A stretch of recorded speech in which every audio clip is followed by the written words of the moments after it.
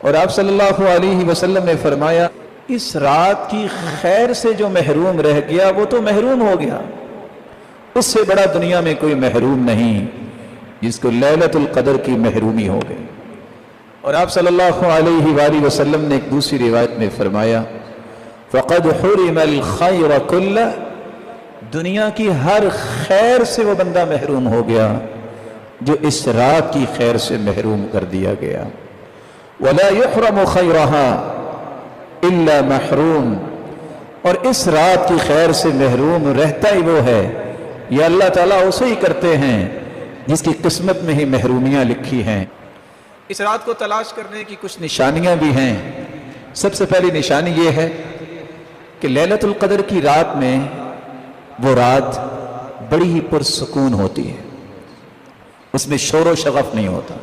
دوسری نشانی یہ ہے کہ وہ رات عام راتوں کی نسبت ٹھنڈی رات ہوتی ہے، لیکن اس میں کوئی آندھی یا اس طرح کی چیزیں نہیں ہوتی، بڑی پرسکون رات ہوتی ہے۔ تیسری نشانی اس رات میں روشنیاں ہوتی ہیں، لیکن آج کل کے ماحول میں اس کا اندازہ میں اور آپ نہیں کر سکتے۔ جہاں بلب اور اس طرح کی چیزیں ہیں، وہ جگہ جہاں کوئی بھی لائٹ کا بندوبست نہیں، اس کا نظارہ وہاں کیا جا سکتا ہے کہ فرشتوں کے نزول کی وجہ سے اللہ ذو الجلال نے زمین پہ کیسی روشنی کی ہے۔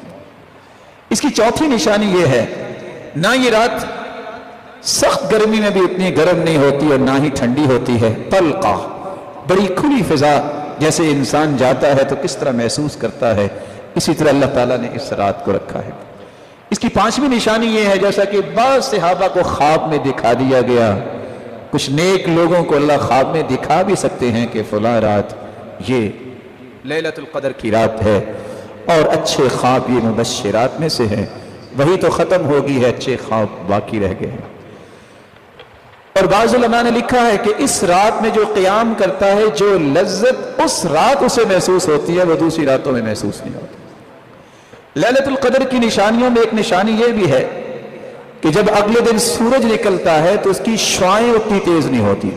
ہاں سورج کی شعاعیں تو ہوتی ہے، لیکن جو شعاع کے اندر تپش ہوتی ہے وہ سورج کی شعاعیں اس طرح اس کی نہیں ہوتی، بالکل صافیہ ہوتی ہیں، بالکل صاف ہوتی ہیں۔ لیست کعادتها فی بقیت الایام، عام حالت میں اس طرح نہیں ہوتی۔ اس کی نشانیوں میں ایک نشانی یہ بھی ہے کہ سورج جب دوسرے دن نکلتا ہے، حمراء ضعیفہ، جوبن کے ساتھ سورج نہیں نکلتا، اس کی رنگت سرخ ہوتی ہے اور کمزور وہ جوبن ہوتا ہے۔ اس سے بھی پہچانا جا سکتا ہے کہ یہ رات لیلۃ القدر کی ہے جو اس سے پہلے گزر چکی ہے۔ اللہ ذو الجلال اس رات کی تلاش کی ہمیں توفیق عطا فرمائے۔